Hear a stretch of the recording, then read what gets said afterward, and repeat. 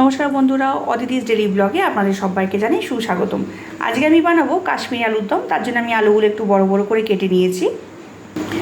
প্রতিটা আলুতেই যেহেতু আলুগুলো বড়, সেই জন্য আমি কাটা চামচের সাহায্যে একটু এর মধ্যে করে এরকম করে ফুটো মতন করে নেব, তাতে নুন ঝাল মিষ্টিটা ভালো করে ঢুকবে। দেখুন বন্ধুরা, প্রতিটা আলুতেই আমি এইভাবে একটু ছিদ্র করে নিয়েছি। আমি আলুগুলোকে এই সময়তে ভেজে নেব।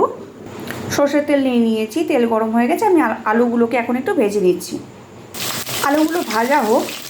আমি এটা প্রায় 80% মতো রান্না করে নেবো, মানে প্রায় একরকম সিদ্ধই বলতে পারেন। তো আমি এটা ঢাকা চাপা দিয়ে রান্নাটা করব। ততক্ষণ আমি একটা মশলা বানিয়ে নিচ্ছি।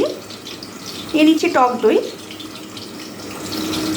নিয়ে নিচ্ছি 1 চামচ মতন মৌরি গুঁড়ো, আর দিয়ে দেবো 2 চামচ মতন কাশ্মীরি লঙ্কা গুঁড়ো। তারপরে আমি পেস্টটা বানিয়ে নিচ্ছি। দেখুন বন্ধুরা, কত সুন্দর একটা কালার চলে এসেছে। আমি গ্যাসটা একদম পুরো সিমে রেখেই আলুটাকে ভাজছিলাম। পেস্টটা বানিয়ে নেব। কতগুলো আমি কাজু নিয়ে নিচ্ছি, 1 চামচের আর একটু বেশি পোস্ত নিয়ে নেব। আলুটা খুব সুন্দর করে কুক হয়ে গেছে বন্ধুরা। দেখুন, আমি একটা ছুরির সাহায্যে একটুক্ষণ দেখাই আপনাদের। দেখুন, খুব সহজেই কিন্তু ছুরিটা ঢুকে যাচ্ছে। মানে আমার আলুটা আমার যতটা দরকার ঠিক ততটা মতন এটা কুক হয়ে গিয়েছে। আমি এখন আলুটা নামিয়ে দিচ্ছি। এই তেলেই আমি দিয়ে দেবো এই ফোড়নটা। এটা রয়েছে জয়িত্রী আর 1 চা চামচ মতন গরম মশলা। আমি এটা গুঁড়ো করে নিয়েছি, এটা ঘরের মধ্যে এটা গুঁড়ো করাই থাকে।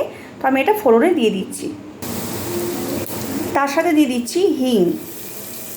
এই তেলের মধ্যে আমি দিয়ে দিচ্ছি 1 চা চামচ মতন কাশ্মীরি লঙ্কা গুঁড়ো, পরিমাণ মতন হলুদ দিয়ে দিচ্ছি। আদা বাটা দিয়ে দিচ্ছি। আদাটাকে একটু ভালো করে কষে নিতে হবে। আদাটা ভালো করে কষানো হয়ে গিয়েছে। এই সময়তে আমি যে মশলাটা রেডি করেছিলাম সেটা দিয়ে দিচ্ছি। গ্যাসের ফ্লেমটা একদম পুরো কমিয়ে রাখতে হবে, নাহলে যেহেতু এটার মধ্যে দই রয়েছে, দইটা নিচে লেগে যেতে পারে। দইটা বেশ খানিকক্ষণ কুক হয়েছে। এই সময়তে আমি এর মধ্যে কাজু আর পোস্তর বাটাটা দিয়ে দেব। কাজু বাটাটাকে দিয়ে একটু ভালো করে ফুটিয়ে নিতে হবে জিনিসটা। মশলাটাকে দিয়ে দিচ্ছি পরিমাণ মতন লবণ, দিয়ে দিচ্ছি চিনি।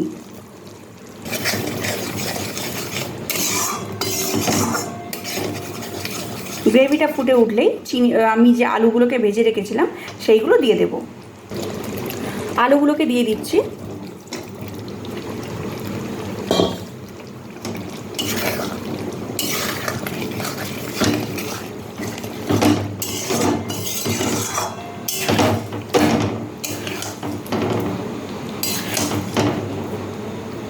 আমি ঢাকা চাপা দিয়ে খানিকক্ষণের জন্য কুক করে নিচ্ছি।